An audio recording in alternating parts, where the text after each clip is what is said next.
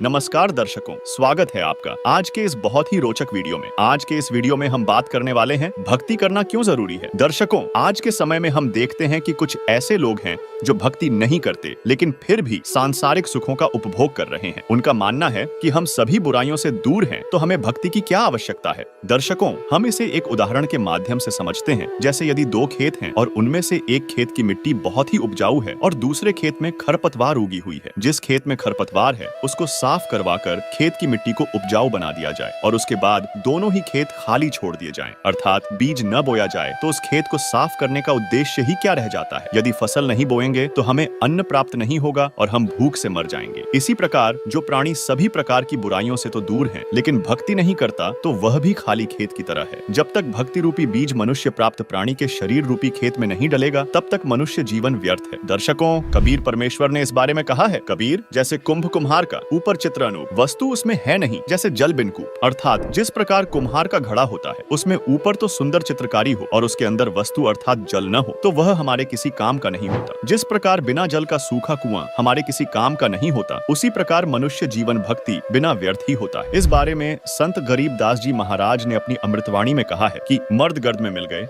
रावण से रणधीर, कंस केश चाणूर से हिरणाकुश बलबीर, तेरी क्या बुनियाद है जीव जन्म धर लेत, गरीबदास हरिनाम बिना खाली परसी खेत। अर्थात रावण जैसे शूरवीर मिट्टी में मिल गए तथा मथुरा का राजा कंस, उसका प्रसिद्ध पहलवान छाणूर, कंस का नौकर केशी रूपधारी राक्षस तथा हिरण्यकशिपु जैसे बलवान भी भक्ति बिना जीवन व्यर्थ कर गए। हे सामान्य प्राणी, तेरी क्या बुनियाद है, यानी तू किस आधार से बचेगा। तू कर्मों के अनुसार भिन्न भिन्न जीवों के शरीर धारण कर लेता है। संत गरीबदास जी ने परमेश्वर कबीर जी के बताए ज्ञान से कहा है कि भक्ति न करने से तेरे को ऐसी हानि होगी जैसे किसान खेत में बीज न बोने से भूखा मरता है, उसे कोई लाभ नहीं होता।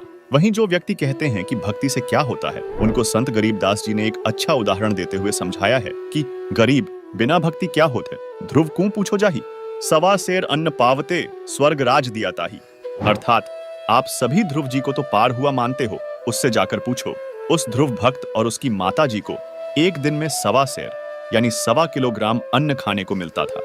उस ध्रुव भक्त की भक्ति के प्रभाव से भगवान ने उसे स्वर्ग और पृथ्वी का अटल राज दिया, जो आज भी ध्रुवपुरी में राजा है। दर्शकों, यह तो बात हुई कि भक्ति करना जरूरी है, क्योंकि भक्ति के बिना जीवन व्यर्थ हो जाता है। लेकिन भक्ति करना जरूरी क्यों है? क्या भक्ति करने से हमें कोई लाभ भी प्राप्त होते हैं? तो चलिए जानते हैं आगे इसी वीडियो में। दर्शकों, हर कोई चाहता है कि वह हमेशा सुखी रहे, उसके परिवार में कोई कष्ट न हो, न ही किसी की मृत्यु हो। लेकिन ऐसा संभव नहीं हो पाता, परंतु पूर्ण परमात्मा की भक्ति करने से सभी प्रकार के दुख समाप्त हो जाते हैं। लेकिन कुछ लोगों का यह भी कहना है कि प्रत्येक प्राणी को अपने कर्म आधार पर सुख और दुख प्राप्त होते हैं, और फिर भक्ति करो या न करो, वह तो मिलने ही है। तो कुछ लोग कहते हैं, हम तो सुखी हैं, तो हमें भक्ति की क्या आवश्यकता है। तो इस विषय में कबीर परमेश्वर ने कहा है, कबीर दुख में सुमिरन सब करें, सुख में करे ना कोई। जो सुख में सुमिरन करें तो दुख काहे को होए। कबीर सुख में सुमिरन किया नहीं, दुख में किया याद। कह कबीरता दास की कौन सुने फरियाद। अर्थात आपत्ति आने पर तो सब परमात्मा को याद करते हैं, परंतु सुख के समय में याद नहीं करते। यदि सुख में परमात्मा का नाम स्मरण करते तो दुख नहीं होता। यानी जिस समय जीवन सुखी था, उस समय तो परमात्मा का नाम स्मरण किया नहीं। जिस समय पाप कर्मों के भोगने का दौर प्रारंभ हुआ, दुख आया, तब लगे परमात्मा को याद करने। उस समय उस स्वार्थी की प्रार्थना परमात्मा कैसे सुनेगा। अर्थात फिर तो कष्ट भोगने के अतिरिक्त कोई विकल्प नहीं होगा। इसलिए हमें दुख आने से पूर्व सुखी रहते हुए भी परमात्मा की सच्ची भक्ति करनी चाहिए, जिससे जीवन में दुख आएंगे ही नहीं। क्योंकि जो यह कहता है कि भक्ति करो या न करो, अपने कर्म आधार पर सुख और दुख प्राप्त होते हैं, तो वे व्यक्ति गलत हैं। उन्हें अपने धर्म शास्त्रों का भी ज्ञान नहीं है।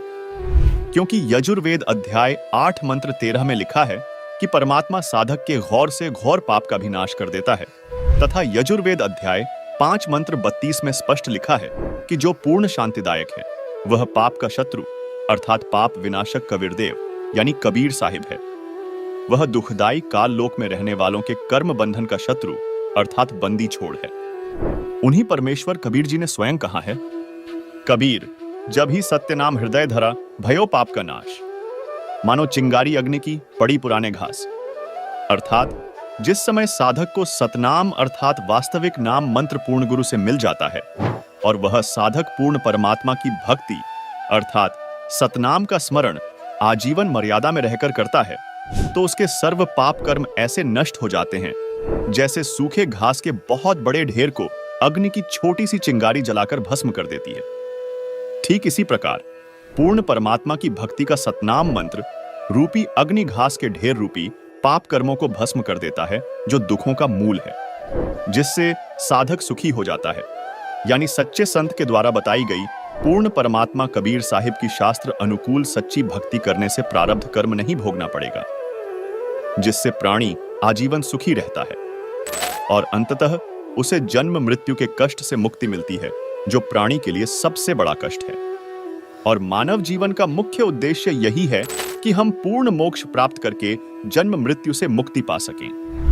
क्योंकि पवित्र श्रीमद् भगवद गीता के अध्याय 15 श्लोक 4 में कहा है कि गीता अध्याय 4 श्लोक 34 में वर्णित तत्वदर्शी संत के मिल जाने के बाद परमेश्वर के उस परम पद की खोज करना चाहिए, जहां जाने के बाद साधक लौटकर कभी इस संसार में नहीं आता। तथा गीता अध्याय 18 श्लोक 62 में गीता ज्ञान दाता अर्जुन से कह रहा है कि हे अर्जुन, तू सर्वभाव से उस परमेश्वर की शरण में जा, जिसकी कृपा से तू परम शांति और सनातन परम धाम को प्राप्त होगा।